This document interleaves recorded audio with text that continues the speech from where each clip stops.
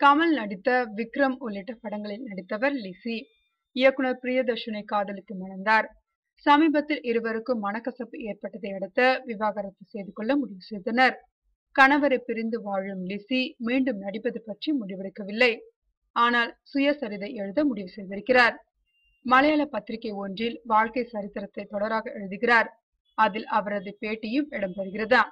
இது பற்றி லிசி கூறும்போது, இதுவரை நான் சந்தித்த பிரபலமானவர்கள், மறக்க முடியாத நிகழ்வுகள், வெளிநாடு மற்றும் பிடித்தமான இடங்களுக்கு சென்று வந்தது பற்றியும் எழுதியிருக்கிறேன்.